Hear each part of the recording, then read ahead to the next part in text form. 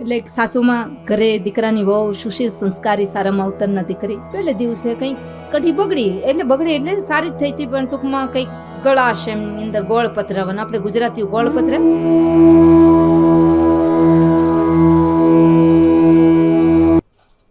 તો વ્યાસ ભગવાને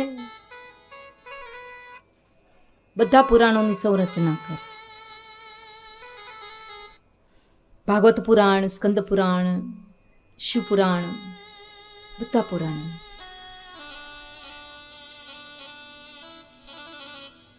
પણ અંદરથી જે મજા આવી જોઈએ ને, અરે કંઈક એવું લાગ્યું, મજા તો આવે પણ અંદરથી કંઈક શૃંખલાની કડી કંઈક ઘટે જ. તમે કોઈ પણ કામ દિલની નિષ્ઠા સાથે કરો, અંદરથી માયલામાંથી અવાજ આવે કે ના સરસ મજા આવી ગઈ, કોઈના પ્રમાણપત્રકની જરૂર નથી.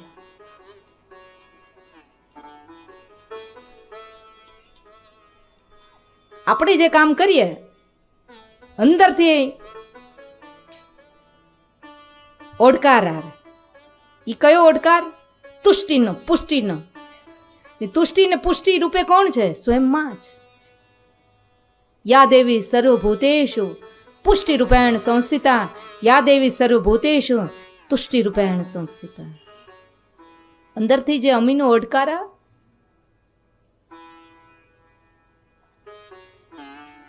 એ અમીનો ઓડકાર ક્યારે આવે? સારું જમ્યા હોય તો.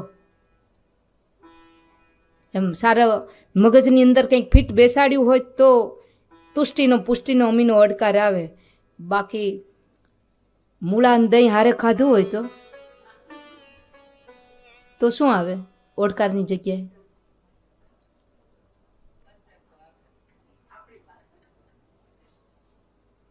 મૂળા દહીં ભેગા ખાય તો ઓડકાર ન આવે, ગચરકા આવે. એમ જેને મગજમાં ખરાબ જ, તમે પેટમાં ખરાબ નાખો, આ વિરોધી વસ્તુ નાખો પેટની તો ગચરકા આવે. એમ જે મગજની અંદર પણ બધું ખોટું ફિટ કરે, ખોટા વિચારો ફિટ કરે તો એને ગચરકા જ આવવાના. એને ક્યાંય સારું સૂચે જ નહીં. જેના ઉપર ભગવતીની કૃપા ન હોય ને એને કોઈ જગ્યાએ સારું સૂચે જ નહીં. ગમે એવું પેલા સારું હોય ને દૂધમાંથી પૂળા કાઢે. બેઠા બેઠા ઘણા કામ જ આવે. એક ડોશીમાં એટલે સાસુમાં,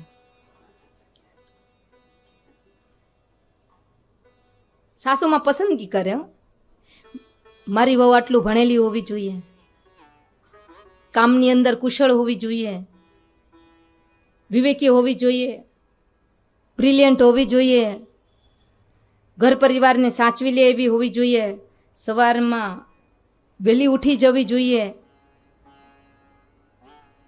ઘરના દેવતાઓની પૂજા, જે કંઈ પણ સ્થાપિત દેવતાઓ હોય એની, આ બધી સાસુમાની રિક્વાયરમેન્ટ. બરાબર? સાસુમાને પૂછો તો કે મારે આવી વહુ જોઈએ.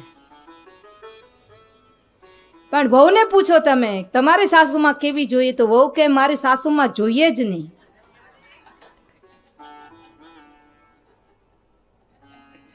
જોઈએ તો 6 મહિના પછી જય શ્રી કૃષ્ણ, જય માતાજી, જુદા.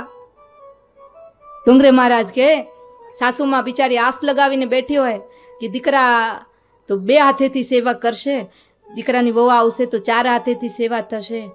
પણ એ આશા નિરર્થક સાબિત થાય. ડોંગરે મહારાજે કહ્યું છે, ફરિયાદ કરવી તો બાપા એમને કહેજો. ડોંગરે મહારાજ કે આશા લગાવીને બેઠેલા સંસારીઓ આવી વાહિયાત આશામાં રહે, પણ 4 હાથ થાય એમ 4 પગ પણ થાય ને. 4 પગ વાળું કોણ કહેવાય તો કે ચોપગું કહેવાય. પ્રાણી જુદા જતા.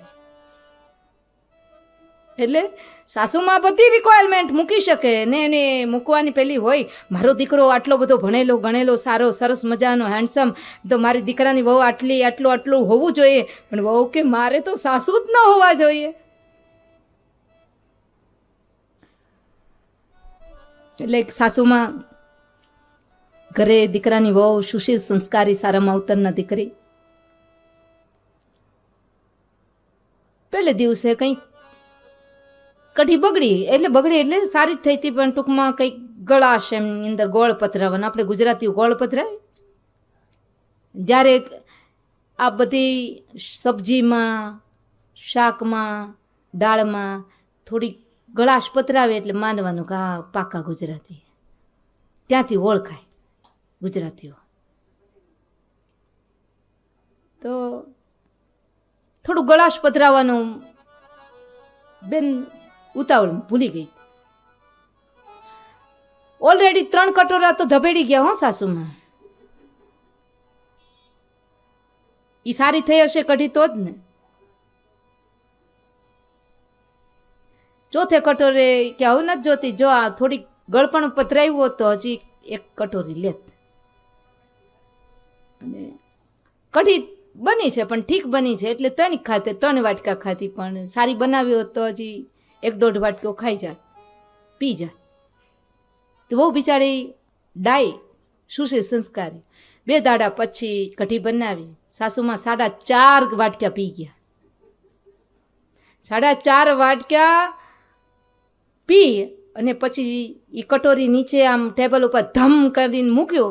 પછી કે આવી કઢી પરમ દિવસે કેમ નહોતી બનાવી, હવે ગોરમાં આજે બનાવી છે, પી લ્યો ને હરખી.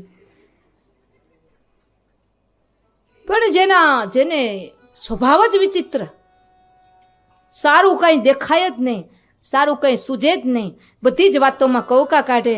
માનવાનું કાના ઉપર જગદંબાની કૃપા, કુળદેવીની કૃપા નથી. કારણ કે બુદ્ધિ રૂપે એને સંસ્થિતા આ જગતની અંદર સારી સદબુદ્ધિ, સારી સન્મતિ, સારું વિચારવાનું સામર્થ્ય, સારી ઓજસ શક્તિ કોણ આપે છે? જગદંબા આપે છે.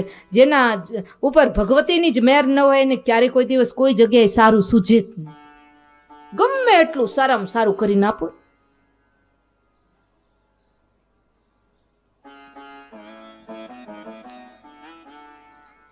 તો વ્યાસ ભગવાને બધા પુરાણોની સંરચના કરી, પણ મજા આવી. પણ અંદરથી જે તુષ્ટિ પુષ્ટિનો અડકાર મળવો જોઈએ ને, કંઈક અધૂરપની શૃંખલા કંઈક ઘટી રહી છે.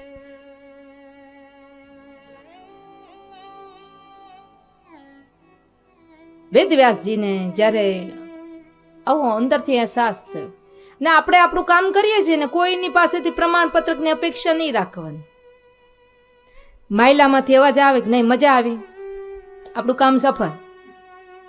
કોઈ આપણને પ્રમાણપત્રક જે આજે આપવા વાળો છે કાલે ક્યારે ફરી જાય કઈ ખબર ખરી? માયલામાંથી જે પ્રમાણપત્રક મળે એ સાચું.